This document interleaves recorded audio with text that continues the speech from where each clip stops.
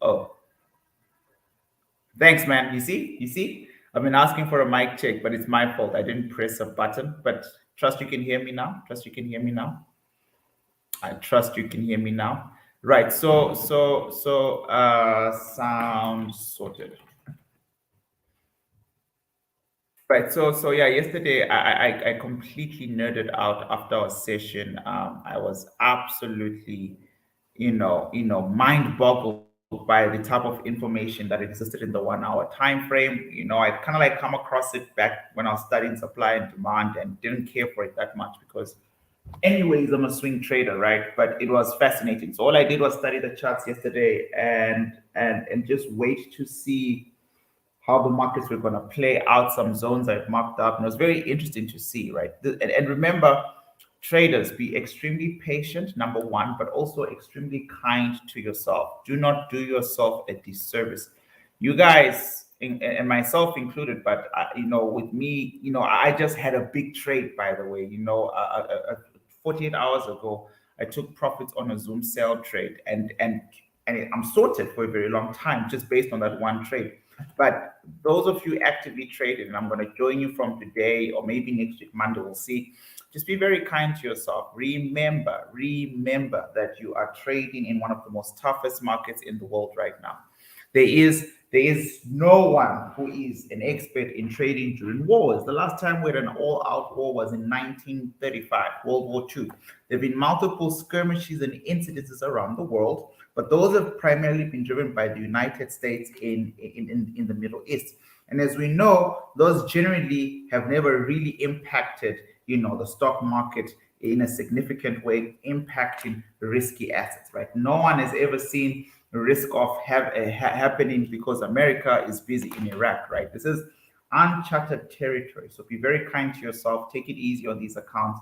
If you know what you're doing, go for it. I always say the stuff. If you've done my course, you would know flight to safe haven thesis. You would know risk on, risk off. All these things, but just be kind, right? So, I went to sleep very late, so I'm a bit foggy. I went to sleep at about 2, 3 a.m. And I think it's important I tell you why. I was re-looking at, so those of you who don't know, from an academic perspective, I am fascinated by anarchism. And I broadly consider myself an anarchist. I'm very anti-state. I don't think we need a government. I do think that we need a better economy, an economy that is not capitalist-driven, an economy that we can all take part in, an economy that we can all contribute to. And anarchism of something called Paracon. Paracon is participatory economics. My master's, my PhD, generally speaking, looks into these type of studies. And I remember that while I was doing one of my first master's degrees a long time ago, I was looking into this idea of, does South Africa need a new Workers' Party? And you think, well, how is this linked to the financial markets? Well, South Africa is a country of struggle, right? So, for example, the ANC has a long history of struggle, but their ideology, right? So, how people think will always influence how they act. So, their ideology is what we call nationalism, right? Nationalism. But South Africa also has a large history of unions, trade unions like NUMSA and Extra, and this and that, COSATU, all these big unions. And their ideology, most of those unions is linked to Marxism. So I had to study Marxism, and I trace it all the way back to Russia, Mother Russia. So it's back in 2014, 2013. And then, because I was trying to do comparative analysis on this power of ideology. Ideology is the big idea that shapes how you think through your government, policy, and economics, right? And Russia was big on communism, and people who were against the Russian version of communists were obviously capitalists, but also strong critics were anarchists who believed that Russia would create mayhem in the world. And we know the communism in Russia failed. Now, inside that, uprising of communist USSR Russia in the 1940s and 1920s and the rise of Lenin and all stuff like that, Stalin, I mean, if you know your history, right? The Ukraine was in the center, and Ukraine was led and protected and governed by an egalitarian, liberational, anarchist army, right? This is beautiful anarchist general who literally made all his calls in the most democratic way. I've never seen an army, well written like that. So the point is, Russia and Ukraine have an extremely long history. And I wanted to quickly, well, not quickly, it ended up taking about 6 hours of my time, just quickly remind myself of the ideological tensions And as we all know, Putin has finally launched a full front attack, into Ukraine, which has obviously caused, markets to fall. Now, I did not, at my core, I didn't think this was going to happen. At my human core, I honestly thought we're going to fight about it, we're going to talk about it, we're going to act like we're going to do it, we're going to get oil to $100, and then we're going to move back up because it's 2022. But I guess things don't change, and that's why we need to study ideas. That's why we need to understand ideas that drive economies and people. But anyways, back to today's stuff, right? Putin launches an attack on Ukraine, right? So naturally, oil is going to jump. Brent oil is already down 100. Oh, there it is there. Okay, never mind. So it's right here. Brent oil hits $100 for the first time since 2014, right? And you'll see on the charts. As soon as Brent oil did $100 back then, and crude oil in 2014, price actually fell in 2014. Oil prices in 2014 dropped like crazy, right? So markets are approaching or have approached a strong oil supply. And how price reacts to that supply is going to tell us a lot about what smart money, which side smart money is betting on. Okay, it's just to make it clear. We'll go through the headlines like we always do in our usual morning routine. Look at this, Bitcoin, John Bully Gate. Right, Bitcoin, like I said, and I should actually find all those people who were laughing saying this will never happen, right? Bitcoin is now trading about 32, 33, 34-ish, right? This is nothing. This is paper money. When you're carrying your last coins in your wallet, this is what this is here. All right, this is just little money, right? Price is going to play around here. Markets are going to find a reason to live, a reason to breathe. We're going to 30K, in my humble opinion. Unless if whales step up. I don't see whales stepping up this time to save Bitcoin, fundamentally because of Bitcoin halving that's around the corner. I think they'll be okay with price going down. That's my humble opinion, right? But if they don't, they'll defend it somewhere down here. So 30K is the next big place to look at. 365 traders, making money, in this market is up to you. Everything is available. Module 2, bearish engulf, and you can see price only left once. Price rallied back into it yesterday at 2 o'clock at the beginning of the London session. It took everything in me not to take this trade yesterday. All right, yesterday I've got rules. So like after a big take profit, I have to make sure I'm not in a state of euphoria. So I generally don't trade that week. But if it wasn't for that, if it wasn't for the fact that I closed the Zoom trade, I would have loved to go one standard lot size on this area here because I've been very convicted about Bitcoin falling. So I do hope that someone did maximize on that trading opportunity there. And if you are, if you want to know what I would do, break even and hold. That's what I would do, or take profit. It's up to you. It's up to you. But that's a good trade. I just want to show you this stuff on the monthly time frame. This is what I'm saying, guys. This is 2014. This supply, right? And Brent oil, same story, by the way. But 2014, when crude oil was at $100, markets fell, right? The price of oil fell. And then, right? This is a normal trade idea to sell oil, blah, blah, blah, maximum supply. It was a shock. It was good. Everybody was making money. It was now time to kind of like narrow out the demand, push up the supply, so price fell. This time around, be very careful with selling oil because it's about to arrive at a supply. Yes, supply and demand, truth be told, should remain, as a proven theory, and that's fine. The problem is we have a war. And so what a war does is smart money, Wall Street. Now, some of us are sad due to the upcoming loss of life, but Wall Street is Wall Street. If Wall Street sees an opportunity to get more money, they will push oil up, right? Remember the concept of higher supply. There's a higher supply here, there's a higher supply there. Once we make contact with this, and we are $3 away from making contact, we will make contact with this before Monday next week, if not tonight or tomorrow. I don't know. It just depends on the war. We will start to see the commitment of Wall Street, right, behind the war. You will notice that there are humans out there betting for a war. There are humans, especially in Russia, who know exactly what this is going to do for them. And because of that, any shorts, there's going to be what we call a short squeeze. Have you heard that term in the stock market? Shorts will be squeezed out. This is a good place to sell. in normal circumstances. We are not in normal circumstances.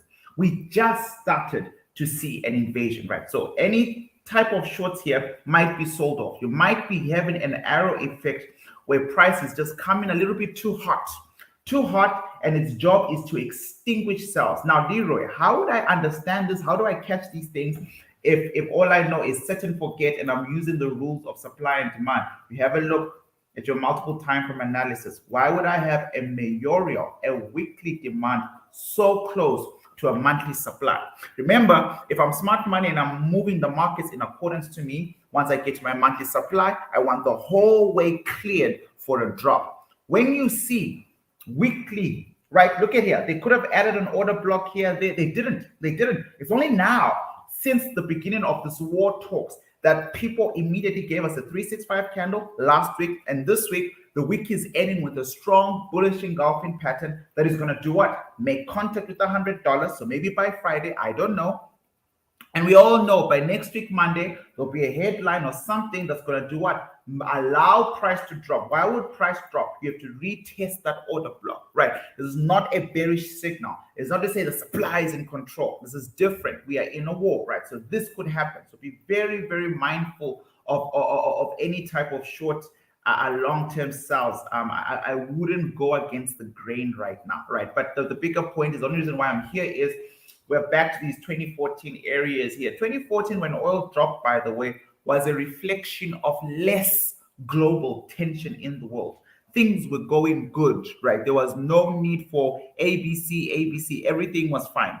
Price coming back here is now based on things not going good, right? Everything comes full circle. So yeah, man, look, it is what it is, all right? Moody downgrades Chinese property, that's fine. Goldman Sachs picks 3 stocks, that's fine.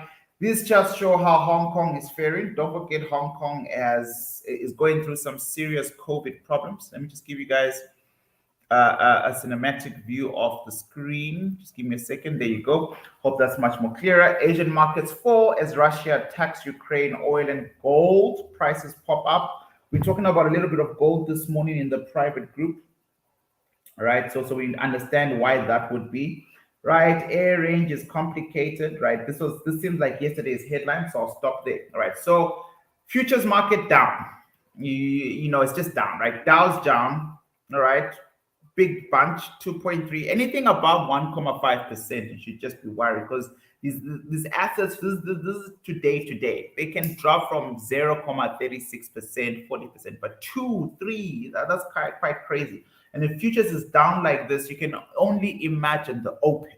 So those of you who are looking for trade ideas in indices, imagine the open, imagine the gap, imagine the sell side pressure, right? Right now, US markets, stock markets are closed, but at 2 o'clock, 3 o'clock, when they open and their futures are down, imagine the catching up that the actual index has to make. Oil is the only thing that's green, right? 10-year bond yield, even that is experiencing pressure, right? So money is definitely running to gold.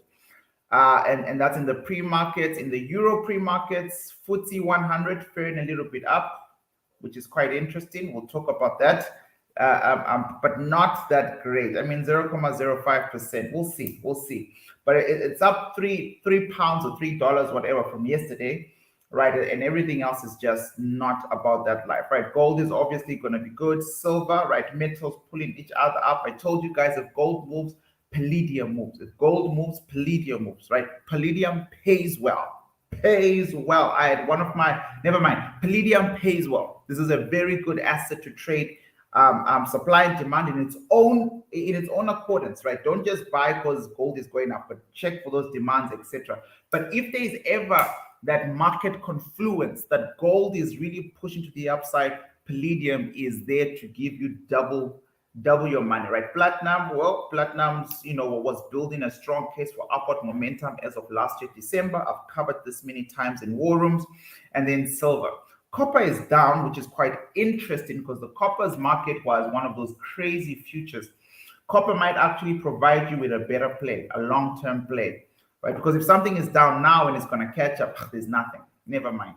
I actually thought, it was like really down, because if it was really down, that's where I would want to go buy. I would want to go buy something that's really down, because I know that the optics are it needs to go up. So there's our copper. It's been very choppy because gold was was ranging in the weekly. If you guys follow my war rooms every Sunday, we spoke about the weekly range in gold, right? So copper was, choppy for a while, and this is the down they're talking about, right? So this upward momentum is soon to continue on copper.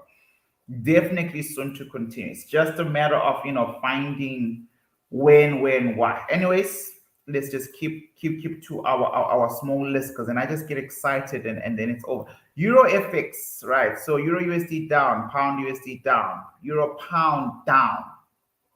USD is going to be a little bit strong, right? Safe haven flow, dollar. We'll look at it. Bitcoin down, or whatever, Bitcoin down. Right, and then we can look at the whole crypto stuff, but I don't want to overflood you guys with a lot of information in these mornings. But we know, right, markets are just flatlined. This, I don't know who I'm talking to, but 3 years from now, if you're hearing me, I want you to understand this. This is going to be one of the most reasons you are going to thank yourself if you're accumulating cash and dollar cost average it into crypto, no matter what. No matter the headline, no matter the president, no matter what. If you're a dollar, I'll do one with you. I was doing this last night before I went to sleep, but let's see if I can find it. I'll do one with you. You see, all my tabs are open. I was doing this last night because I say to you guys, I'm preparing you guys a crypto video. You might want to watch this. So this is dollar cost average in Bitcoin. And on the channel, I've got a dollar cost average in video. I don't even know why I'm doing this. And I was showing my partner, I was explaining to you why we're where we are and why this is a good way to just keep doing things, right? So this thing does a simple calculation for you. Yesterday, I decided to ask myself, because I'm preparing the Wealthy in 3 Years financial notes in the next 6 days or so. 1st of March, it drops. The last day of February is next week, Monday. On the 1st of March, everyone will have my dollar cost averaging plan. And then I said, what if people were putting $100 per month? They were not crazy like me and invest in whatever. They just put in $100, and $100 in my head. I don't know your financial situation, all right? So I don't want to talk for you. Like it's your life, it's whatever you do. But if you had extracurricular activities like going out and having fun, and you could from there, without changing the quality of your life, extract $100 if you're in South Africa. That's about 1,500 rands. If you're in Botswana, 1,500 pula, like give or take Lesotho, same, right? I don't know who else in Kenya. I don't know what $100 is in Kenyan shillings, right? Someone can help me out there. But in South Africa, 1.5 really can't change your world that much.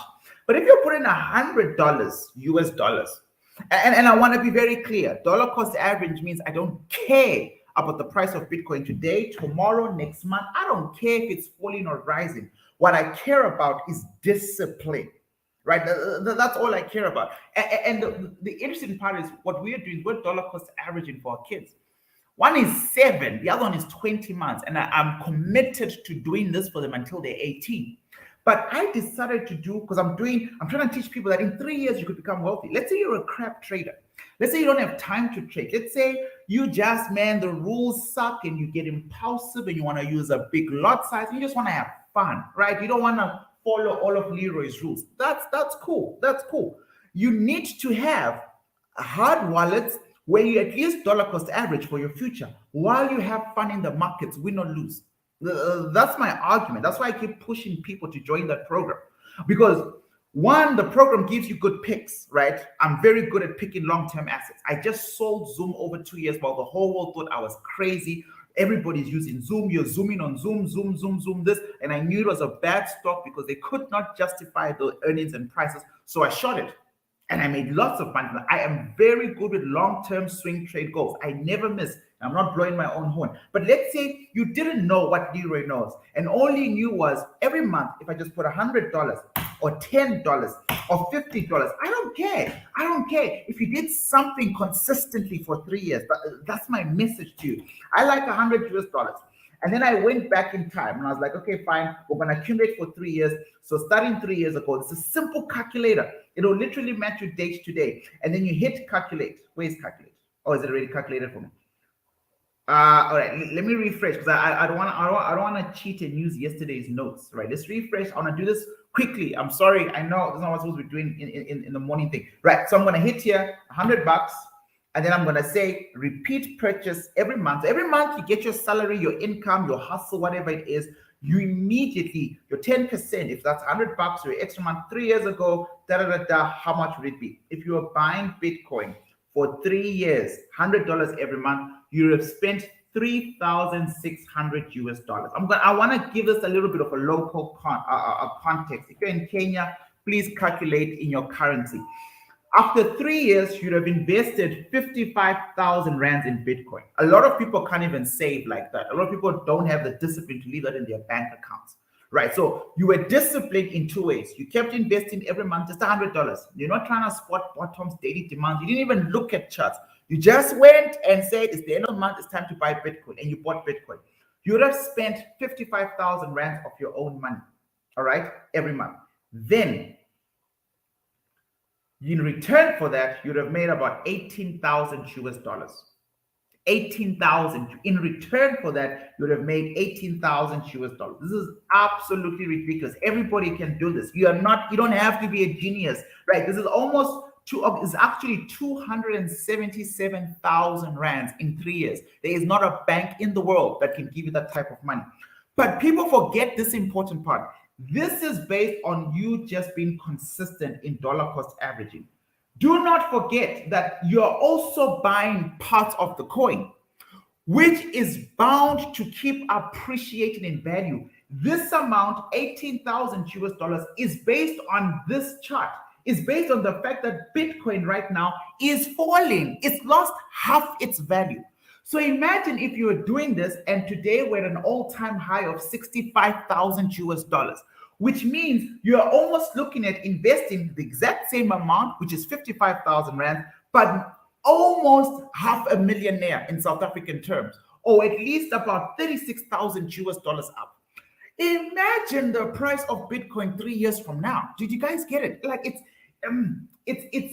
money is there. I think I'm the problem. Sometimes maybe I'm not communicating as efficiently as I need to get people on this trade. That's really my desire. Like I want everyone to win. We can use financial markets to bring us out of the hole. Anyways, I got here because I saw all red. Whenever I see red on digital assets, I see millions. I see massive profits. I see, what can I sell now to buy more? Right. Anyways, back to this because I know I'm going to end up making our live session a little bit long. I apologize, but this is my passion. I really, really want everyone involved. All right. So Euro markets open. The only morning note you need, right? This is this is very sarcastic, right? All you need to know is we at least managed to open the markets, right? Because markets are bad, right? That's what he said. Russian stocks reopen. Russian stocks are down 20%, right? And they don't care. You saw this. I don't know if you saw it, but if you watch all the Russian lives with Putin and the Reserve Bank and the army generals, no one cares. No one is worried about the stock market in Russia. US stock market says will restart. So at some point, everything was crashing. So they had to actually close. They had to close their own stock market and they'll reopen it later. They're going to try and find bottom feeders. And look at the Russian VIX. USD, RUB, look, man, I don't even trade it, but I know AvaTrade has this currency if you want to trade it. I mean, it's an obvious trade given the current context that we have. USD, Russian ruby, right? Strong dollar, right, against the Russian ruby. Currency is weak. You know, globally, the currency will be punished. I mean, I can't even remember the last time I did any type of analysis on USD Russian ruble, but you can see for yourself with an all-time high, the dollar has always been strong. The dollar is going to be far much more stronger. Right, it's been a long time, right? Breaking supplies, etc., all based on the war, right? Shipment fan running. Okay, so these guys are just over it. They all are over covering the Euro session. You can see the headlines. Ukraine says that the border of Ukraine was attacked by Russian troops from Russia and Belarus. Oil says being near the finish line is no guarantee of a deal. Do you see that? It's my first time seeing this. Be very careful. Don't rush to sell oil. Yeah. We are near the finish line, 100 US dollars, but it's not a guarantee of the deal, right? When there's already money on the table, blood on the streets, right? They will get as much as they can out of it. UK leaders waking up, comments and support, or for Ukraine, how Putin's statement affected the markets, unconfirmed reports that Russia tanks have crossed the border. We're not talking tanks, guys. Trading suspended in Moscow exchange, right? Or markets crash. In 2020 during COVID, I was not allowed to sell CAC 40. I was not allowed to sell oil. At some point, brokers do that. It's not normal, but they did it in 2020. I was so big on CAC 40 and DAX. Avertrade stopped it's not that I was selling so much, I was a mega billionaire, but everybody was not allowed. Those with selling trades were given a chance to close our selling trades and to take our profits, because there was just going to be not enough money in the brokerage to pay sellers. Because at some point, the trade idea is so obvious that even dumb money knows what to do. No one was buying oil when oil was below $5, right? It was in a crash. It was in a big crash. Right now, Ukraine has imposed martial law. Before I went to sleep last night, there was also, what's it called? State of emergency, right? Russia goes to war. There are huge potential macroeconomic implications. You don't say. EURUSD downsizing. Gold climbs. We know this. Says full-scale and comprehensive military assaults is real. It's all Ukraine. It's all war stuff, man. This is so depressing. I won't even lie. I have no interest, like none whatsoever. Right, stocks are down. I showed you this stuff, right? So let's quickly have a look at our usual routine for those of you here for the education, and not for my usual rants about life. Now, I don't like war, man. I apologize for sounding down. Right, so currencies, dollars sky high, right? Strength has returned to the dollar. This is where the dollar will want to outperform. It is where the dollar will want to outperform. If they send troops, just see. All of a sudden, there's going to be need for funds. America is just, king of wars.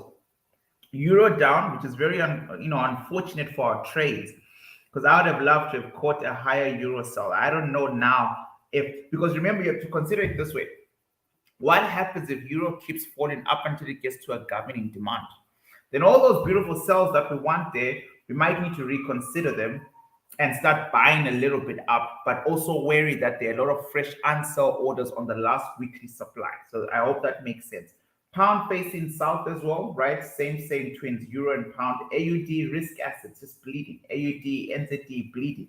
CAD, interestingly enough, bleeding despite oil going up. Why? Because now the sentiment of war outweighs that stuff, right? So AUD CAD, which is what most of us are in right now, you can see we're being pulled, right? It actually looked a little bit better when I woke up this morning. Our AUD CAD sell trade was in tiny profits. Now I'm talking about 1 or 2 pips. And then just before the London session, I saw price go up again, and I was like, whatever. Right, but for the most part, what is nice to see about this chart is, I don't know how many 365 traders have exited.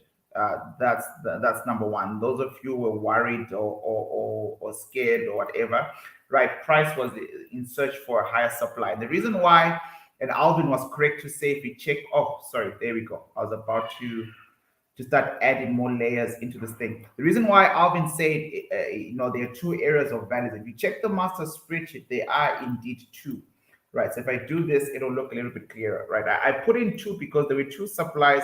Obviously, this one higher than the other one, but I guess when I was setting this up, I just didn't believe that markets would make it all the way up there, although fundamentally, price tried. And price is still trying to. So for example, if you take this supply here and you draw the entire engulfment, right, you will see that price literally made contact with this area. And I'm hoping that's enough for it. Because if it is enough, then those of you who are still in the trade with me, then we're still in the trade. And our stop loss wasn't actually hit. Let me just double check. Maybe stop loss got hit an hour ago. No, I'm still in it. You guys are still in it, I assume. Right. So now it's a game of waiting to see, right? Markets are more than allowed to go higher and go deeper because this would be a better touch. I won't lie, and maybe that was an error on my part, and then maybe price would drop. Or this nice signal here to say, look, we found the highest of the high, we are getting ready to drop, might be a good sign. But all in all, it is what it is. I actually did not want a single swing trade to get triggered while we're in this war drama. But now that war has started, I have no choice but to bite the bullet now, because we have to get back into making some money. It's our job. We are not pro-war, but we have to go back to work now. And the problem is we now have to work in these environments, because the entire time I was hoping that this whole thing would be more of a threat, push oil prices, and then de-escalate the whole thing, right? So this is euro pound yesterday. From the last time we saw it, you can see I've got all these little 1 hour stuffs going on that I was teaching you guys about, and I've dedicated Owanda as a broker to do intraday setups. It's just that euro pound is on my FXCM account, but for the most part, everything else you'll see today is going to be on Owanda. Right, and then yesterday's open, we were here, all right? The opening went up. It'll be more ideal for price to push all the way up to this supply before falling, all right? But you can see by 9 p.m., 8 p.m. yesterday, when it became announced that Ukraine was issuing out a state of emergency and Ukraine was, doing the most, price then dropped immediately, right? War sentiment is terrible. And then markets fell, from what I can tell, creating a whole new low, right? Break of market structure. Price is pushing up now in the opening. And I can only assume, it's only a matter of time before this completely self-corrects, right? After all, there is a big war. Euro is weak. Pound is weak, right? The question is, if on the 15 minutes time frame, do I believe that markets are going to stop somewhere here? It's possible. It's now 9:40, so most of the order flows of the day are almost in. It's almost 9:40 now. It's possible. I would never take a trade like that, right? But I've seen trades like that work. It makes sense with the sentiment. But personally speaking, if I'm going to sell, I'm not going to change anything about my trading style because of a war, right? If I'm going to sell, I'm going to have to wait for something to happen up there. You can see, though, that price has already started reacting to these levels here. By the way, I'm on the 50 minutes time frame. I'm doing euro pound right now. Price has already started reacting. So we could, tomorrow I could come back and say, damn, we should have sold, yada, yada, yada, yada, yada. And I'm okay with that. But if you really want to sell, you can go for it and try your luck. Markets have given you a clean signal, right? Breaking a demand, break of market structure. They've done everything to convince you that they want to go down. Going down below these lows, it's actually quite a big deal. Let me quickly go to the H4 time frame and see if there was a demand that caught price. It might then help us understand why price is kind of going up right now. See what happens here. So this is the H4 time frame. You can see we've got a bullish engulfing candle, and there we go. So this is what I wanted to see, right? So price literally came through, broke this H4 demand, right? Closed below it. And if you look left, minus this long wick here, there's really nothing. There's absolutely nothing. There's absolutely nothing for a very long time. Okay, go to daily. H4 is taking long.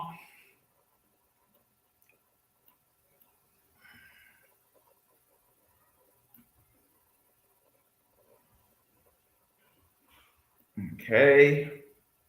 I don't even like this area here. But yeah, I look, man, just be careful. Wherever you decide to sell, just be careful. If you're thinking of buying, I don't know. That to me does not at all feel or sound like a good idea. So this entire old demand zone is this one. Then I'm going to put a center line to divide the two. So we've got one bullish engulfing here and another one there. So there are two. This is on the daily. I just want to see where price is in relation to these two red lines, because I can't see clearly there. So this fresh one, the first demand on the left, tagged and then broken, right? So this demand, the first one, is not a problem. And then the second demand, we now know how big it is based on these two red lines. So price is somewhere inside the second demand. But all of this is inside the second demand. This is inside the second demand. This is inside the second demand. So in my humble opinion, the second demand is weak, but it will be officially broken when price crosses over this red line. I hope that made sense. When this red line is crossed, price will be over. Yeah, man, please, guys, do like the video. Appreciate that. Appreciate that. Right, so on the H4 time frame, please don't forget to like. Right, so there we go. Look at this now. So price is cracking down. To me, guys, this is a strong signal. Someone is trying to communicate that, things are bad. And we know things are bad, right? And on the H4, you can't see clean structure here, right? Remember, this is for people who are into intraday trades. So you're going to have to dig for it. If I was to take a trade, I would be more interested in taking a trade up here on the 1 hour time frame. Personally, I mean, I don't even want to lie to you. This to me, it could work, and if it does, good for you. But I'm just, the whole point is to walk you through what I see, what I think I would do if I was an intraday trader, and that for me is not good enough. It's got one touch, so I want to be very clear. A strong sell could happen. I wouldn't be confused. And you'd also have to explain to me the sentiment, right? What justifies this? This to me is just trading psychology, smart money betting against the market just to sell high, right? So because you don't know how high it can go. I mean, we haven't found a single sentiment, right? There's nothing that says, and then euro is ready to increase interest rate hikes. We know things are bad. Like, so what's the sentiment? This is money. This is literally some guy in Wall Street betting, messing with you, liquidating everybody who was selling yesterday. All your stop losses gone. This is what we call conviction. We'll talk about this in the trading psychology video. But you can't convince me. And so this strong rally to the upside, pushing against retail traders and everyone taking all the gains from yesterday, to me is just, I'm not interested in that, right? You can imagine the liquidity levels here, like how many stop loss, how much money is just within this area that I've just drawn, people's stop losses, right? So I'm going to watch this go, and then maybe in the New York session, try and take a trade there. If price even comes there, this conviction won't last forever, right? War, do you know what happens in war? Very soon you start to get body counts. So-and-so is dead, and then and then they've attacked this city, and then they've taken over this thing, and then sentiment goes kaput, right? So it's a non-starter. Euro pound, done. Next, Euro USD. And I think I should remember to go to Owanda because I did draw a couple of these things there, right? Euro USD, there we go. Let me not say it. I didn't talk about buying here yesterday, but I was looking at this area for a good buy before the war thing came out, right? This really looked like a good buy, and I'll show you why on the 1 hour. On the 1 hour time frame, there was this demand here, which I knew smart money was going to break through because there was a lower demand. Then I was hoping for some type of signal to the upside. Thank God I didn't take the trade or tell people to take the trade because, as you know, war stuff came up, right? So euro across the board is trying to open as optimistic as possible, right? I mean, what is all this? The Asian markets are crashing based on invasion and war news, and then all of a sudden it's propping up. We've seen this happen many times. Sell high, sell high. So all this money is being pushed up for the sell side. I'm just going to quickly clear all this green stuff here. Then we're going to go back to the 1 hour time frame on Euro USD, right? So this is what we have in our London session opens, right? And really, 1 hour is nice, but you really get to see these trends pretty on the 50 minutes time frame. We've got some type of rejection here, and then we've got some strong supplies up there. I would pull a fib. Swing high, swing low, which looks like we've got somewhat of a swing low. And then I would wait here. Short-term traders. Right? And then I would see for myself, if it's less than 50 pips, what I want to do, then I'll just do that instead. So this is 17 pips, and then is this hopefully less than 50 pips, give or take. 37 pips, fantastic. Why am I doing this? Well, because there are two supplies close by. Yes, rather sell high and all that kind of stuff, but price could do you gangster 10 here and go, right? And then we go for clarity on the 50 minutes time frame. I'm gonna go Ikine-Hashi to cancel out the noise. All right, so the reality is this whole order block on the 1 hour is 40 pips. Let's call it 40 pips. But inside that 1 hour first supply, we really care about this area here. That's all we care about. So you would be fine personally to maximize on your risk to reward, but also not get left behind. And this is a war trade, so sentiment could change every now and again. You'd be better off doing something like that. That's what I would do. We should cover the 15 minutes inside the first 1 hour and the real ultimate high supply up there, dropping this entire area of value to about, give or take 30 pips, right? Maybe give a bit of stop loss, right? So because we know that's a golden ratio area of value. While I was studying the charts yesterday, by the way, it's important I tell you this. It's very nice. The levels that work the best are the levels at a session opening. So you only have 3 sessions. Midnight for Asian markets, 9 a.m. for London, and 2 to 3 o'clock for New York City. Let's check the time here. This is 3 a.m. midnight, right? This is that London session opening up. So it's nice.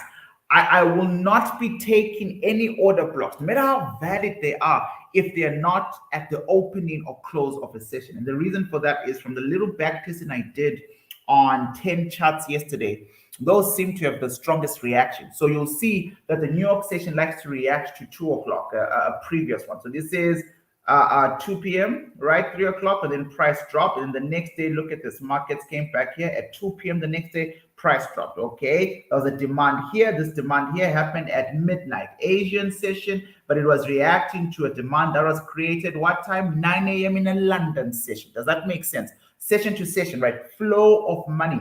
Price opened here at 9 a.m. You see that there, price went up the whole day. Then price came back down for the New York session to start at 2 o'clock or 3 o'clock, whatever. And then markets rallied up. Markets came back to the exact same demand at 6 a.m., which is the end of the Asian session, right? Preparing for the London session. So I like to take, in terms of intraday, as I develop this stuff, I'm starting to notice that it's a good thing to bet your money on change of sessions, right? But in terms of structure, we do have H1 order blocks. We do have strong areas of value. I mean, this is the best of them all, right? But this is also bearish engulfing. I think this is that 15-minute order block, and then this is a good place to keep your area protected, right? So it's about a 32 pip, stop, fib, anything can happen. It's a war trade, but it is a humble suggestion, right? It's a humble suggestion. And prices coming in a little bit too hot, right? That's another thing.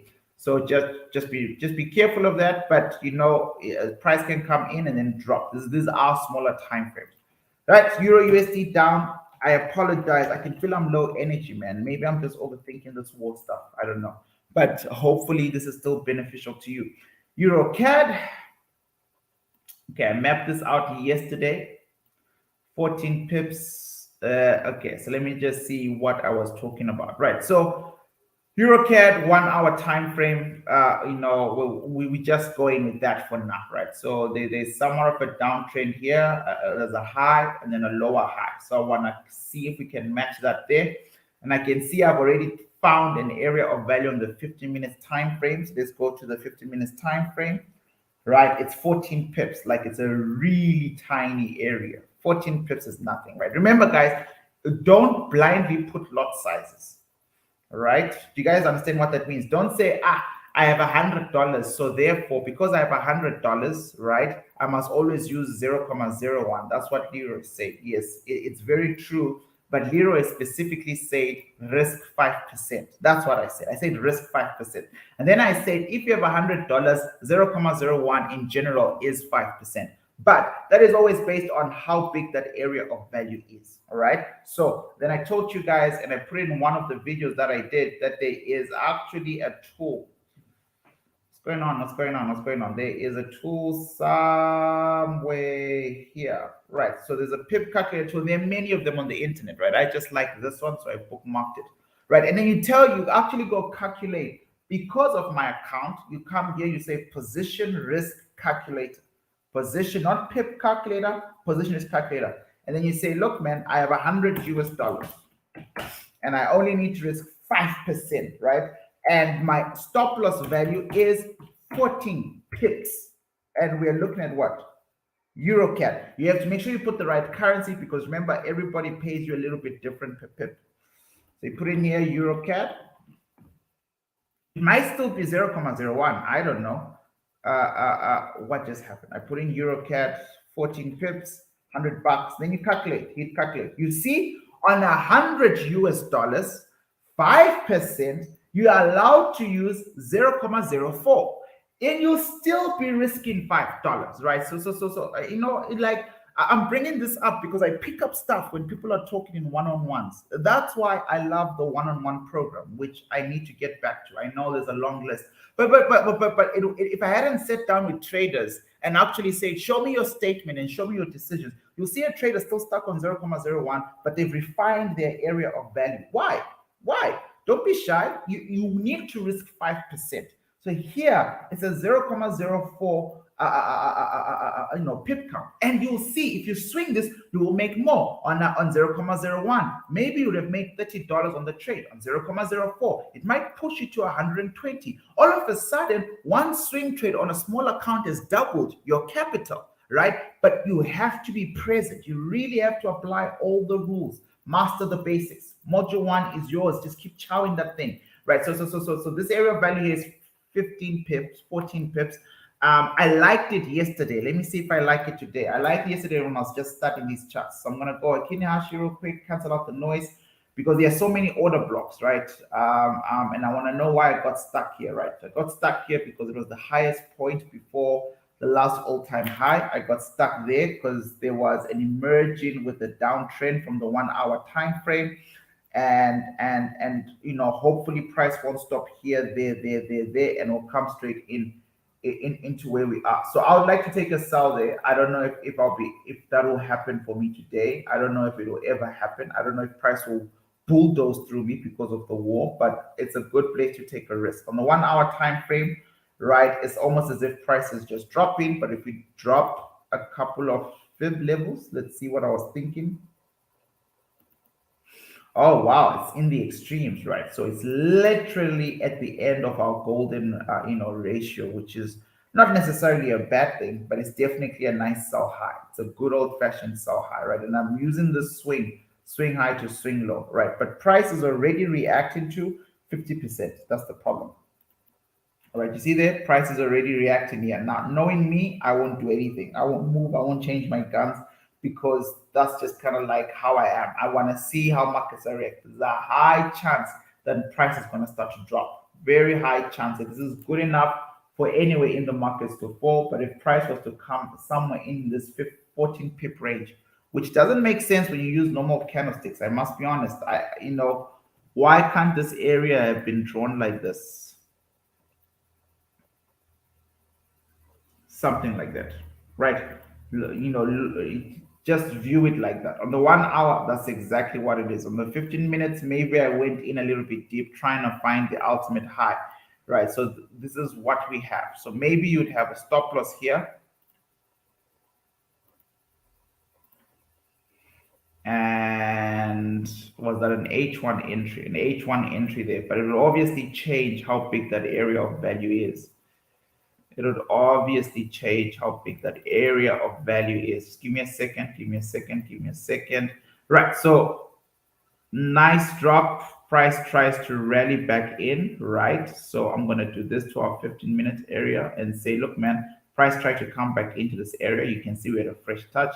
And then we had a nice drop again, not an engulfment at all, just a normal drop. Price did try to come back there. Doesn't seem to have, if I was to draw this area the way I draw my areas of values, I would have said, well, not really, but also 1, 2, right? Not a strong imbalance, right? That's why I'm sold on the 15 minutes. Now I understand my rationality. Do you guys understand what I just did?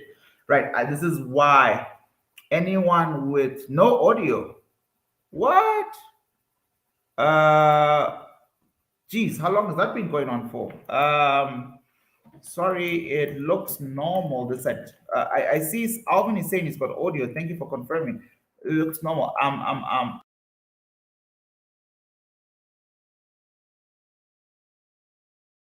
then I've re-added my audio. Can everybody hear me now? I mean, I don't know what happened. I don't know why other people lost audio and other people did not lose audio. It was definitely not my fault. Right, please just double check if you've got audio. Let me know if you've got audio. Those of you who don't have audio, they probably can't hear me, so that's pointless. But can anyone else out there hear me? It looks like I'm audible. I'm just gonna move on until I get confirmation. Alex, are you? Thanks, bro. Thank you, Wongi. Thank you, Wongi. Alex, are you good now? Cool. Right, so this is why I like this area. All right, so now, because I was trying to figure out why did I choose this 14 pip area? Well, that's because I didn't like the imbalance here. I'm a stickler for rules, right? It's not a strong imbalance. It does show up later on, but then that becomes a PCP that gets easily broken because it is a poor, weak imbalance. So I really would want price to come up here and crawl.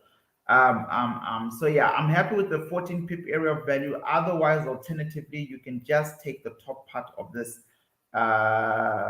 It's getting so messy. It's getting so messy, right? So let me delete this. Let me delete that. Then I'll give you guys one big yellow supply so you can see it. Audio is now okay. Fantastic. Thank you, Alex. Thank you, Kakoma. Thank you, Alvin. Thank you, guys. Right, great. So I don't think you missed much. We were just talking about AUD CAD, and I was trying to understand what I was thinking yesterday morning or afternoon. I was looking at this chart. Right, I'm going to go back to the 1 hour time frame. Yeah, so it's going to be a tight tag, right? So I'm essentially really hoping price digs very deep and then wicks me in, because you can see I'm right at the top of this, order block, and this could work, could not work.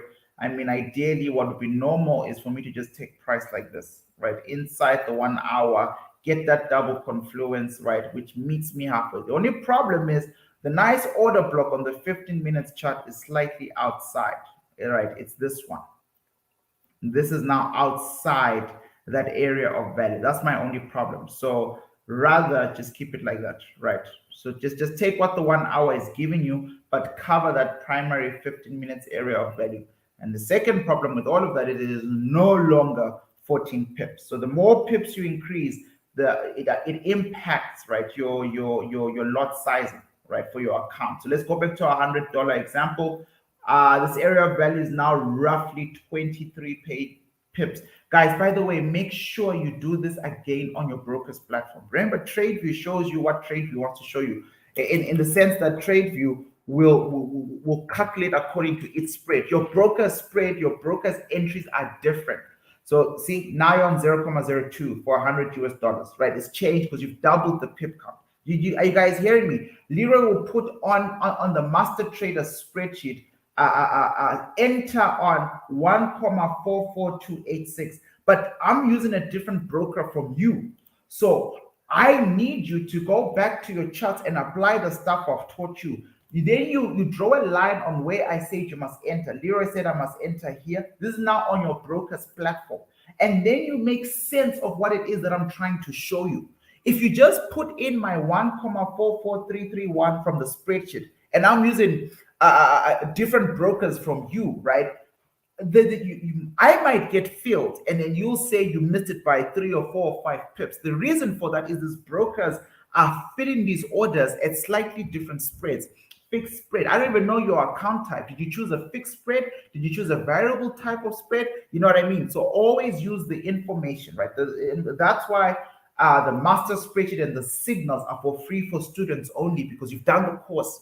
So you know what I'm looking for. You're looking for what area of value was this guy talking about when he put this thing at 1 comma something, right? So there's no longer 14 pips, unfortunately. It's about 24 pips. So yeah, I'll try something there. I wouldn't be too concerned with any drops happening here. They might happen, right? This is a market open, right? London session, Asian markets just crashed the market and then quickly rallied for a better sell. Remember, I told you if a previous session crashes, the next session is going to be like, look, I don't want to be the one selling low, right? So this could be happening right now. This could be the trade of the day. We're looking at the trade of the day. It's 10 a.m. Markets have rallied into a valid supply. There's nothing that is telling us that this supply is not good enough. It has a fresh touch that's happening right now. The only thing that I don't like is the fact that there's a higher supply above it, but that is not a cancellation of this. So Cowboys, you better be trading. If you want to trade it, I'm just going to wait up there personally. That's my how I structure all my trades. EURNZD is the next one. And I know I keep changing, but this is the final list of assets, by the way. I sent them yesterday in the public Telegram group. We've got to buy. Strong buy on the 1 hour, strong buy on the H4. This was quite a clean trade. It all still is a clean trade despite everything that's going on. The question is, how long will this buy last? I don't know. I honestly do not know. Look at how sharp the drop has been on the daily time frame. So this is probably going to last as good as today. You're right. You could just be looking at the makings of a PCP before price takes out this demand, right? This was not a strong imbalance. Okay. Maybe in the big picture, in the bigger swings of things, when I mapped this out, this was clean. Look at the weekly, beautiful, clean trade. This is every single human being's desire for a buy setup. I don't think this is a viable buy anymore. I genuinely don't think this is a viable buy anymore. So for intraday traders, again, all I'm seeing from Euro is a desperation for traders to get into good selling positions. That's all I'm seeing from Euro, right? So I am now H4. Let's say this continues. Let's say this continues for the rest of the day, right? And then this might be a good place to stop buying. Right? I find this quite interesting in the market opening right now. Okay, so I won't have too many yellow zones. I'm just going to keep drilling this thing down to the H1, and actually wrong chart, because for this group we're doing stuff on a wonder. Right, there we go. So all my set. Oh, look, you see, I mapped it out yesterday that I don't care about buying intraday. I want to sell up here. So this is what it looks like on H4. Right, you see now. So I'm saying, be very careful. I mean, I don't want to be, I don't know why price is buying up, but if you look at this thing has been falling nonstop, session after session, since the 7th of February, right? I found this interesting on the intra time frames, right? There's so many sell places, and this is the first time on the 1 hour time frame, first time we're approaching a good enough supply. I don't like it because it's the most immediate supply, right? It's almost like, you know, when you marry someone because they're the only person you know in your village. It's like, well, am I really, you know, your soulmate, or is it because you haven't traveled and seen other beautiful women? You know, it's just one of those things with this supply. It just feels like that right now. Like it's just, well, you know, it's the first one there, but the imbalance is good. The sentiment is good. So I would happily take a risk on the supply. I say I marked it out yesterday. If we go to the 15 minutes time frame, let's go to normal candlesticks. You have a situation that looks like this. Clean. I love the distribution. This I love. Markets thinking very carefully to push price up, then pushing price up, then coming back to try and fight again. Right? Beautiful distribution, right? As markets slowly make their way up, I will be waiting here to sell. Definitely EURNZD a sell. Will this work? Will it not work? Look, man, I don't know. It's going to take us maybe 2 to 3 months to reconfigure short-term trades based on market sentiment. Things change on the ground, right? NZD is technically strong. NZD just got an interest rate hike. NZD has good things going for it, right? So it's surprising that Euro is even dominated and going back up, right? It's very surprising, but not surprising outside of the context of a war, right? So this is, for me, kind of like a nice, good enough area. The yellow area, the yellow zone, just so we remember, is 1 hour. So if you guys know how I like to wrap my areas of value, even though I find an H4 order block in a daily, I always put my stop loss outside the daily, right? We could do a good job of doing something like this. It's just that I didn't like this long wick here. So I decided to leave it out there, get tagged, stay in the negative for a couple of hours, and then see what happens. This entire area of value is 40 pips. All right, 40 pips drop, but then, you know, risk to reward ratio is a little bit good. I mean, the next time there's even anything remotely, you know, there to catch price after we eradicate all of this is all the way down there, right? So it's one of those intradays, if handled and managed correctly, could become a nice swing. How do I know? Well, look at this. Price has been dropping, man. Price has been so consistently dropping. So this would be a nice place for price to kind of like take a breather, all right, and just retest for a sell and drop and continue to the downside. There are higher supplies, just be mindful of that. So if you get tagged, you now know where to look. I mean, there was also this whole consolidation just above my supply, but I really like the Talitha area in there, so I left it like that. EURNZD done. Pound AUD, we're not doing great on time today. Me and my stupid history lessons, I apologize. Right, Pound, I saw someone ask for some footsie, right? Oh, man. See, I marked this up yesterday, and I didn't put a pen in order because I vowed not to be trading this week due to feeling of euphoria. But there we go. At 6 a.m., sit and forget. Even for intraday time frames, markets rallied in here at 5 a.m., hit this area of value that I saw yesterday and then dropped. This area of value is important, right? Very, very important. Strong supply, continuing the sentiment, broken demand. Markets were moving on the 1 hour time frame off a very, very long ago demand, right? So price really got to these strong demands around the AMs, and now markets are pushing up, right? So there is their pound AUD, very beautiful demand. That's why markets are currently going up, but we know they are going to go down, right? So strong, strong, strong. Remove this. See this thing? Wow, beautiful example. I wish I'd recorded my session yesterday by myself in the afternoon. But look, everything in gray is I found a good place to sell. But this is to say, look at this. These supplies so close to strong demands, or the first supply, they're always problematic. Smart money will rather go for the higher supply. Bearish engulfing pattern being formed. Markets are going to remember this area for a very, very long time. London session, reacting to the bearish engulfment, price down. So if you sold here, you would have been covered. But anyways, there's always trades to take the next day and the next day. So we'll come back to this one. EURJPY. Sorry, wrong broker. EURGBP. We've been looking at this. Now, this is that 9 a.m. supply that I posted about in the public Telegram group. Oh my goodness. This is a screenshot I sent yesterday. Since yesterday, look at that. Wowza. And stupid Leroy waiting to sell all the way up there. Look at this. This is good money. This is really good money. This is really, really good money. Like, this is, 1:10. I mean, we spoke about this in the war room on Sunday. Like, look, guys, we really want to get into EURJPY. I feel like it's going to keep plummeting, right? This is clean. Like no consideration for any demands in its way, and now price is rallying back up, right? So this used to be a demand, it was taken out. Normally, price likes to acknowledge that a supply that is able to take out a demand is very strong. So on the 1 hour time frame, I'm struggling to see a good place to get a retracement. You don't want to rush and say here, because you don't really have a strong order block, right? And you don't have a strong imbalance either, right? Markets definitely broke some demands, about 3 of them.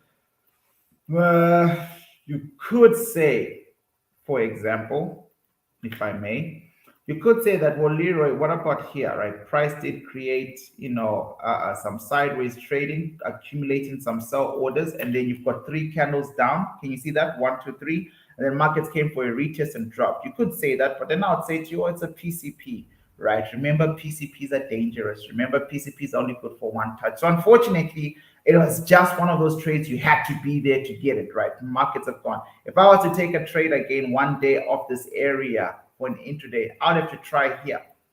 That's the only place I see safe. And for price to even come back all the way down there is a miracle, right? Let me delete this. It's asking for a lot, right? And that's on the 1 hour time frame. In the 15 minutes chart, let's have a look here. Let's revisit this area on the 15 minutes chart. I'm going to mark this area gray. Let's visit the gray area on the 15 minutes chart, just in case there is a risk worth taking. Right, massive Talitha area, drop, consolidation, and then markets formulate a bearish engulfing pattern, and then there's that. So that's a risky trade. Okay, number one, that's a risky trade, but it might be worth taking. Let's see the governor for intraday time frame, which is the daily. You want to know the direction which the daily chart is moving for your intraday time frames. Markets have stabbed deeply a daily demand, and under this daily demand is another daily demand, and that gray area that I just marked out is somewhere in here, right? So you're really taking a chance with your money to sell there. On the daily time frame, markets failed to complete its cycle of imbalance, or well, not failed, not yet. So you'll come back to this chart next week Tuesday, and there'll be 3 candles moving away from this green candle, right? And then you'll be like, there's an imbalance, and all of a sudden this will be a good place to trade. But as we're looking at price today, removing some demands and also weakening existing demands, is a cry for more downward movement. Right, and then we've got this situation here. This is what it looks like on the H4. You can see that's been removed. All this has been removed. This is currently what's being dealt with, deeply exhausted, right? And then after that, on the H4 time frame, we have this type of distance. There's this order block there that can't be ignored. Talitha area, and then we've got our value-based demand right there, right? So dealer's choice. We can't pretend like this chart didn't give us all the supplies in the world. It's given us many, and now we are desperate. We're desperate to get in, so we might make a bad call here. But the gray area is the first place I would look to try and sell, right? Because of that cluster that broke a previous demand. If I could go to EURJPY on a wonder just to see how I viewed this yesterday. All right, so yesterday I still had all these demands because all of this hadn't happened yesterday. All of this had not happened yesterday, right? So these demands got smoked, right? Where am I? I'm on the 50 minutes time frame. Yeah, so yeah, this is it for those who dare enough take the risk. This is it. I'll be interested here. It's just that I've already written my trading journal. No trading until next week Monday. So just it's important I tell you this that if you're risking your money, mine is not at risk and it's unfair. Maybe some of you might find that unfair. So it's important to know that he's telling us stuff that he's not involved in. I have to be very careful. Like I've only gotten to where I am today because I follow my own rules. Simple. So if I have a good trade, and a good trade for me is anything above 50,000 US dollars or 30,000 US dollars, I'm done. And I never make that type of money in one day. But if I take a profit on that specific day and it's above 30,000 US dollars, I'm not trading that week, right? So I close Zoom, so I can't touch the markets until next week Monday. But this is nice. This honestly is appealing, right? Now let's see the time here. This also is the hint of a session change, like London session, and the Talitha area was made around about midnight, right? So this is a strongish order block area of value. And if this fails, we're in trouble because then price really has to go back up. In trouble for intraday, not in trouble for swing. Right, look at this Fibonacci. Come on, look at this Fibonacci. Fibonacci be talking to you, man. It be like, yo, just don't have too much of a tight stop loss, right? Cover the entire Talitha area, but definitely take me at the gold. That's all the Fibonacci is telling you to do, right? I would, if I would put a pen in order there, and if I take a loss, then take arms against Russia, not against Leroy. That's 36 pips. A nice trade. Euro AUD. I know I've gone past the hour. If you need to go, I thoroughly understand. I appreciate you. Let's go straight to the Rwanda chart. I don't think I've looked at AUUSD. I have not back tested AUUSD. So I think we should stop here because I would have to really build Euro AUD, Euro Swiss franc, and Pound USD. I'll build them this morning. I just stopped somewhere yesterday. So the last chart for the morning is going to be FTSE 100, right? So I'm just looking at this. I haven't back tested these ones, right? So let's look at FTSE 100 that we spoke about yesterday. Did you guys see that for some reason the FTSE was up?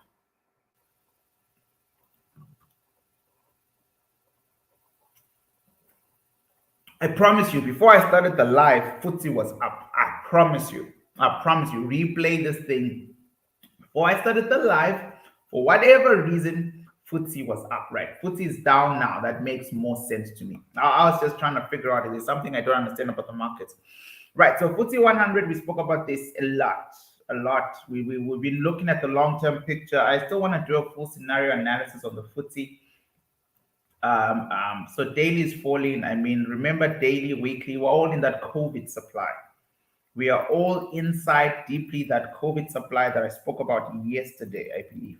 I said, look, this index has been struggling, right? This index has been struggling. Guys, do you guys know an index that generally does well, very well, when all other indexes are not doing well at all? Yo, bruh, I'm bringing you like 2019 Leroy, right? 2019 Leroy, love this kind of stuff. Look at this. This is FTSE on weekly. This is COVID, right? COVID supply, right? But every other asset we have in the world eventually broke out of the COVID supply. But look, we've got a bearish engulfing pattern. We've got to put some downsides. And this thing trades like a currency.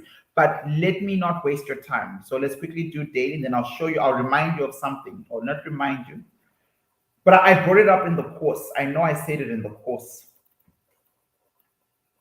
The Australian index generally does okay when things are bad in the world. I haven't looked at it in a very long time, so it'd be nice to study that maybe this weekend. Right, so this is daily, COVID stuff, yada, yada, yada. Supply in 2020, right? I'm so sorry, guys. Man, I slept at like 3 a.m. I'm very low energy. I know when I'm low energy. and I'm low energy. Right, there we go. So markets are reacting to that stuff, right? So then prices dropping, price arrives at some type of demands on the daily. I don't know. I don't know if it's a good idea for us to even take a single demand seriously, right? I mean, like seriously enough to bet money on it. Like yes, indexes are sell profile assets, but at some point we have to agree, right, that it's just not that time of the year to be buying, right? H4 is exploding to the upside. Lord knows why. I'll put that at 7720 somewhere here. All right, so it's exploding to nothing. Okay, and so when an index is exploding to nothing, like when you can't find the reason why, all right, you know that it is broken structure. You see that there? You see, you can't tell me why this is reacting like this on the H4 time frame. Maybe on H1 we'll find a daily. Okay, maybe it's close to a daily demand. No, an H4 demand, right? But not really. It hasn't made contact. But yeah, maybe that's what's going on, right? Maybe price has arrived, and that's the area of competition. But for the most part, right, this is interesting. Markets breaking a low, right? Oh, well, why did this V hold, right? This thing's going down. So as it goes up, and you saw FTSE is already down by the day by like 2-something%, you are strategically, I'm pretty sure you know you need this. Ah, man, look at this. See? Yeah? Bull trap. No, thank you. Right? Why not wait there? Why? Like, traders, the urge to immediately take a trade, that's the one trade you don't want to be. The trade that you're most sure about, the one that goes, if FOMO, if I don't go now, it'll be too late, buy. That is when you go find yourself a swimming pool and you put stones on your ankles and you just jump in and you wait, right? All those short-term impulsive filling trades, generally speaking, the markets are showing you exactly what they want you to see. Money, opportunity. Those are the things I want you to train your body and mind to ignore. Right. So I would take a chance there if I wanted to shoot the FTSE. I would take a chance there. 15 minutes time frame is looking good. It's looking nice. Right. 15 minutes. You know, it's not a golden ratio per se. A lot of retail traders call the area between 50% and 60% the golden ratio. I don't. I call the golden ratio, which is 60% and above. But this is perfect. All right. This is a perfect place to take to kind of like take a shot. And you must be, it's an index, but it's kind of cheap. But if you listen to and use Leroy's tools, I don't remember if the FTSE is here. UK 100. Yeah, it is. So Leroy's tools are so free. They're on the internet, yada, yada, yada, yada, yada, yada, yada. They're your friend, right? So you go, come here, position size and risk, because that's all you want to know. And let's say you had, I don't know. I also think it's suicide to trade indices on a very small account. That's my humble opinion. People don't really care about my opinion, so I won't give it all that often. We've got 73490, 7390. What's going on? I'm gonna go take a nap after this. And look at my family and take a nap. 7400. Why 7400? Well, 365. Right, that's where 7400 is. I just want to see where what's the opposite of 4? 7390. Is that where we were earlier on? Yeah, that's where we were earlier on. So 400 is a little bit too high, and then where's 800? I just want to see what these index numbers would look like.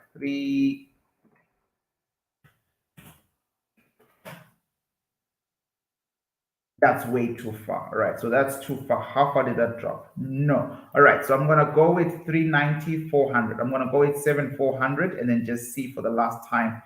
If you've done the course, you'll know what I'm looking for. I'm so sorry. I can't imagine how crazy I sound if you've never done, if you don't trade the way we trade, and you're like, what on earth is he doing? So on the 15 minutes time frame, 365 traders, you can see how tight 7400 is. You can see it's nested. And then what did I say in module 2? Give it 25 pips. All right, so that's dropped by 7 points, 10 points. I'm still good. Right, so 11 points, right? So 400 is my target, is dropped by 11 points. And I'm just simply going to take these numbers, 7389 as my open price, 7389. Oh, man, it's just so much so much comma 7. I'm just going to write comma 7 and see what happens. Hopefully it will fill in the blanks for me, or just add the zeros. How many zeros? 5. 1, 2, 3. There we go. And then my stop loss at the top is 74282, 74282, 74282 dot. Right, and then I said I've got $250 account. Those of you, I mean, I'm just guesstimating. I just want to see what it looks like. 5% risk. I'll tell you the lot size. So at 5% risk from 250, you're risking $12, and you can't really take the trade, right? You can't even go 0.01. It's just kind of like it's a cheap index, but it's still, you know, you can still trade it if you want to trade with a $100 account. You can, but I'm simply saying, you know, if for the long term, you know, of your account, you really need to think about this, because it means maybe the area of value is too big, maybe 5% is too much, you know, all sorts of things. But all of this is 0.01 at the maximum, right? Price is nowhere ready to listen to you, okay, in my humble opinion, right? But I know some of you want to trade it, and it's affordable, but that's a good place to hold and trade. Right, there's going to be action here. You're going to see price, you know, react up and down, up and down. You know, it's up to you if you want to try and sell here. This will be a cowboy sell. I don't see it happening. I'll prefer something like that, personally. Right, if I'm going to shoot down UK 100. Ladies and gentlemen, we are over time by, you know, a lot, 17 minutes, give or take. Good luck, traders. You know, stay frosty.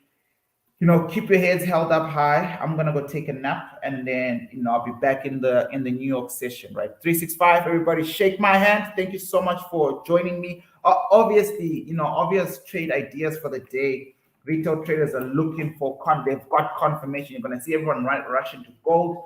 Don't play fall to that. Gold went up, you know, and it was supposed to go up. It's a safe haven asset, right? As when gold was going up, gold left signs. Gold left good places for the patient 365 trader. Gold is talking to you now. It's removing supplies. All right. So all you have to do is wait. Retail traders today at 9 o'clock, at 2 o'clock, at 5 o'clock on their Facebook pages, you're going to see them, all of them. They're going to buy here. They are buying as we speak. Where do you put your stop loss? I mean,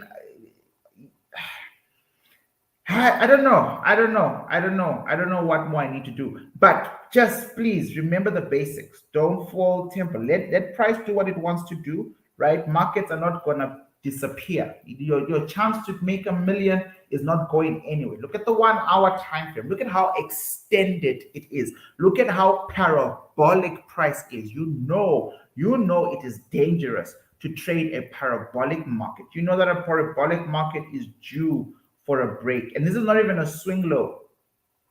Price is just trading sideways. But if price was to start to give us a swing low right now, you know we're best to wait. Go 15 minutes for you. All right, this is all consolidation. We don't want to fall, right? Bullish flag. You guys know about bullish flags? Technical indicator, right? Then price breaks up to the outside, right? So I would wait. I would absolutely wait for you, because I know someone's going to ask me later on a private chat about gold. I would do nothing. If you're not in it, you're not in it, right? If markets are overextended right now, price moved up because of war. Was there no war sentiment? Good luck, traders. You know, just because I have to say it out loud. I know if I don't say it out loud, someone's going to ask. Don't buy NASDAQ. Stay away from NASDAQ. Just leave her alone. Like, leave her alone. She's going through everything that we said she was going to go through. I mean, 4 videos into before war, before I even knew about a war, before we knew about a war in Ukraine, we said NASDAQ needs to do this, and it's going to do it, whether we like it or not. And this is interesting, right? If you think about it, this is January and February of 2020, 2 months, 2 red candles took out 1, 2, 3, 4, 5, 6, 7, 8, 9, 10, 11, 12 months of worth, right? And then extended, you know, for 2 years. So market corrections, you know, even though we like to dupe them as crashes, are possible. Oh, do you remember this yellow line from yesterday when Goldman Sachs said price is going to fall 6% from the Friday close? Can you see how that red candle is now sitting right on top of that yellow line? Do you see smart money? Do you see smart money? And do you see that we have now officially overextended my 20% rule, right? So now we're at 21%, therefore officially we're in a crash. Do you then see why you can have demands inside of a channel, but once price breaks out of that, it seeks to fulfill the end of that? Do you see why I would only be interested in taking buys here, somewhere here, the next time, personally?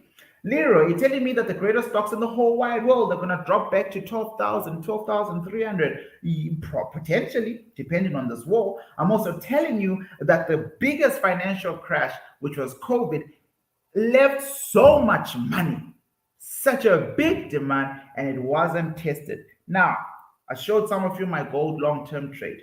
Average trade, by the way, is where I do a lot of my positional trades. I just showed you guys gold. I've got a lot of positional trades that I'm still holding. If NASDAQ dares, and I dare it, if NASDAQ dares come down here, I will close 3 or 4 long-term trades to give myself a lot of margin on that account and hold the buy from there. Literally not care how big the stop loss is. I literally have no problem. If NASDAQ comes down here, I'll go big lot size and I'm gonna hold.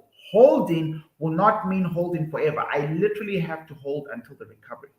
That's all. This will make me, I'll pretty much do my entire affirmation amount on this one trade. If NASDAQ comes down here, I'm telling you now, I'll tell you again every war room. I'll keep telling you like I keep telling you. And then at the end of the year, you will see your action and your commitment to this based on the stuff I say, right? But I'm telling you, if NASDAQ comes to the COVID level, this is interesting. I'm going to have to try and trade this. I won't lie to you. I'm going to have to try and trade this because it's the last order block at the beginning of the channel, right? But if I get a clean crash, at clean this is not normal. 50% eradication crash. When NASDAQ gets here, it's game over. Your boy, you might. I don't want to get into finances, right, guys? Goodbye. I appreciate all of you as usual. I apologize for being low energy. I spent the better part of the night studying the history of Russia and Ukraine, just trying to make sense of this, and it still doesn't make sense, right? Have a good day, traders. Goodbye. I'm ending the Zoom, the stream. I'm ending the stream. Goodbye, everybody. Stay blessed. See you tomorrow.